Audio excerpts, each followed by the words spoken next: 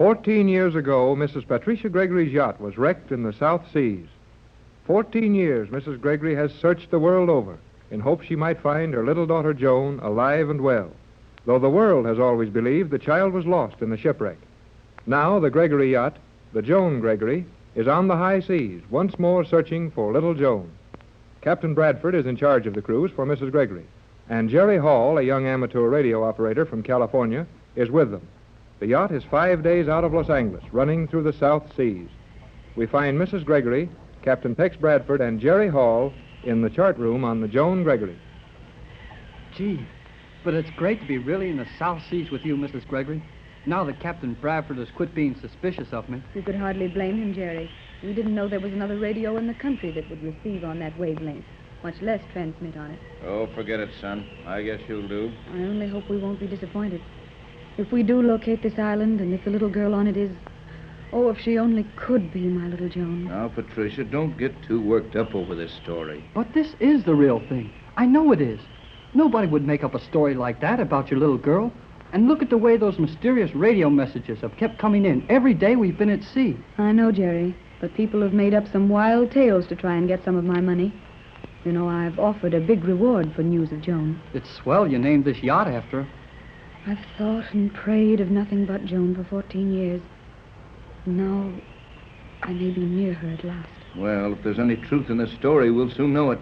We're about 4,000 miles from Los Angeles. Are we getting close to the island? We're getting close to the spot on the chart where the old sailor said the island was, if that means anything. We've just got to find an island where he said it was. But the chart shows there isn't an island anybody could live on within 100 miles of the position the old man gave. Right, Jerry, and the chart is probably correct.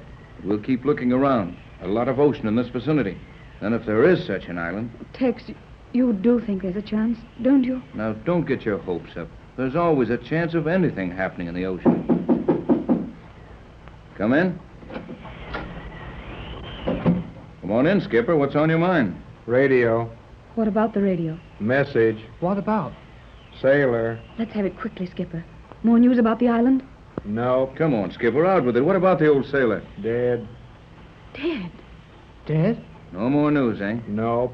That all there was to it? Yep. Then we know as much as the old sailor will ever be able to tell us about his magic island and the little girl on it. I'm afraid so, Mrs. Gregory. But if the old man told the truth about the position of the island, we can find it easy enough. That all, Skipper? Nope. Got something on your mind? Yep. Let's have it. Come. Me? You. I'll be with you in a minute, Skipper. We've got a little work to do on this chart now. Now. Important? Very. Okay, you and Jerry work on that chart, Pat. I've got to go up on the bridge with the skipper. Gee, Captain Bradford's sure a dandy fella, isn't he? I think so, Jerry. Uh-huh. I can see you do. Why, Jerry. Oh, I don't mind. It's all right with me. Well, thank you, Jerry. Oh, that's all right. Say, there's something I don't quite understand about this boat of yours. Oh, yes? That funny old guy that was just in here and won't say more than a word at a time, he's the skipper, isn't he? Yes, and though he does have a peculiar way of speaking, he's the best yacht captain I've ever seen. Oh, sure. Anybody can see he knows his business on the water. But what I mean is, well, you call him skipper and Captain Bradford captain. Now, all the boats I ever heard of, there was only one skipper, and he was the captain. Or only one captain, and he was the skipper. Or only one... Oh, now I'm all mixed up. That's easy, Jerry. The skipper, Captain John Craig, is captain of my yacht. Captain Bradford's title is from the Army, and he acts as master and owner's representative when we're aboard the Joan Gregory. Anything else you'd like to know about me? Well, gee, I don't mean to be rude, Mrs. Gregory, but you made me tell you all about myself, and you even had my dad come down to the dock and asked him a lot of questions. So we did, Jerry. You must remember that you came to my house at midnight, a stranger. And surely you understand that in a case like this, we couldn't take any chances with you. Well, I'm taking chances with you. I never thought of it just that way, but perhaps you are, Jerry. Very well. Cross-examine. Swell. Your house was a funny place, with a front door that took flashlight pictures of a fellow when he opened it. I have a great many valuable things in my home. Well, that part's all right. But how about the shortwave radio in your automobile? You know, it's against the law to have a shortwave set in your car, unless you're working for the government. Say, are you a G-man? No, I mean a G-lady? I'm afraid I can't answer that, Jerry. At least not until we know you a little better. In the meantime, you can safely look to Captain Bradford for all your orders. I'm glad to get that much of it straightened out anyhow. And now that you're satisfied as to my offices, we'd better study this chart as Tex told us to. May I ask you just one more thing about your little girl? Of course. Well, nobody knows exactly what she looks like now. But I've been thinking about that picture you showed me of yourself. You know, taken when you were about the same age Joan is now. Don't you think she would most likely look like that picture? Why, I suppose she might.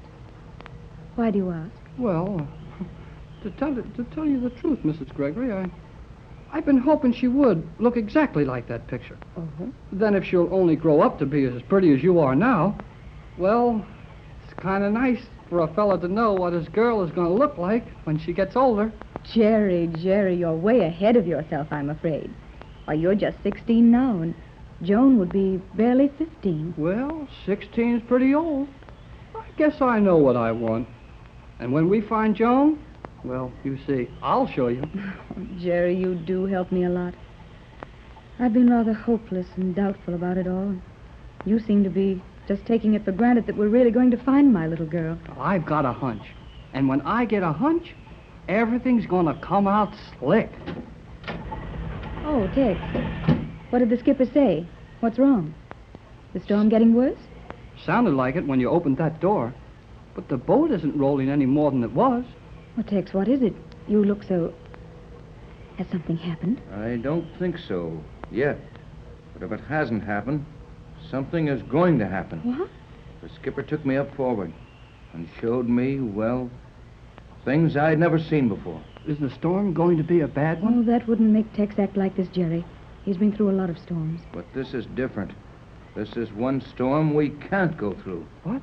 Well, what do you mean, sir? Just what I said, son. And if it doesn't make sense to you, then we're in the same boat. Tell us what it is, Tex. Jerry and I aren't afraid. What's going on? I've been standing up there on the bridge with the skipper for 10 minutes. The bow of this boat has been right up against what I'd call a heavy bank of fog, and there we stay. Is the wind so high we can't make any headway? Did you ever see a bank of fog stand? Stand perfectly still in that kind of a wind? Tex, what are you getting at? A fog bank standing still in a gale. And the boat doesn't make any way? No, you might as well come on deck, both of you. Then you won't think it's just me that's crazy. Come on.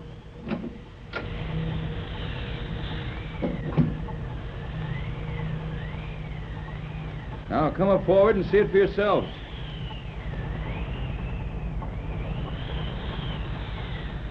Golly whiskers! That's some squall, all right. And we're running right smack into the center of it. I've seen lots of these. Let the skipper make everything fast, and we'll go below and ride it out. You've never seen one of these. We've been right here with the prow of this craft hard against that fog bank for the last half an hour. And the engines are full speed ahead. You mean that fog is holding us here just like a brick wall? Why, that's impossible. I guess if the storm was hard enough, we'd almost stand still. We might, Jerry, but that isn't it.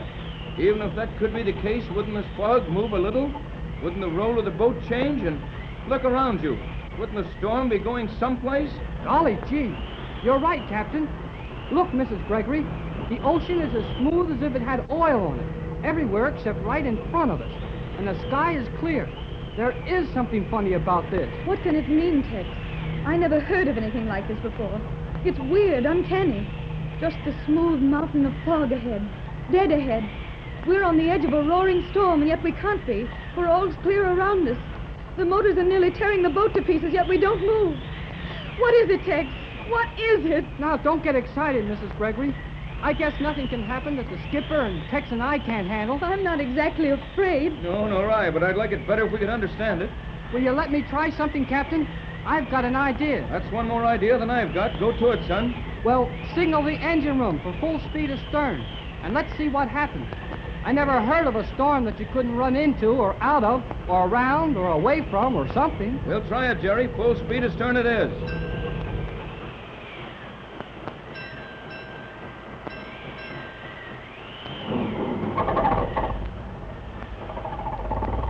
Now they're coming. It's pulling hard astern now. But we don't move. The yacht acts as if she was tied up by the bow. We don't move, Tex. We don't move. Steady, Pat. Don't go to pieces. Well, Jerry? That didn't do any good, did it? I give up. There must be something to do. This can't be real. Gee, that's funny. The storm stopped. And the engines have stopped. Everything has stopped. Why, there isn't a sound. That fog is standing perfectly still and straight, like a gray cement wall. Only a little tiny piece of fog floating off into the still air. This is getting kind of spooky, isn't it? There's something mighty wrong here. I don't like it. But what can we do? Yes, Skipper, what is it now? Stopped. What stopped? Everything. Generators and everything in the engine room? Everything. I'll get on the radio and see what I can raise. Stopped. Well, we can run it from the batteries. Dead. Battery's dead, eh? Then every instrument on board is stopped. You stay here and stand watch, Skipper. Hold the crew ready. I've got an idea. Come back in the chart room, Pat. You too, Jerry. All right.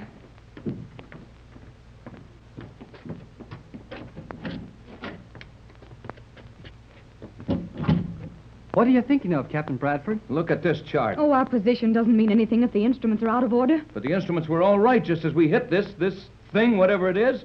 We haven't moved since. There. Right there is our exact position. Look at it. Oh, I see it now. Look, Jerry, we're there. This is the spot. Then our position is right. The old sailor said, yeah, the ship won't move. That bank of fog. Sure it is. It must be. This is the Magic Island.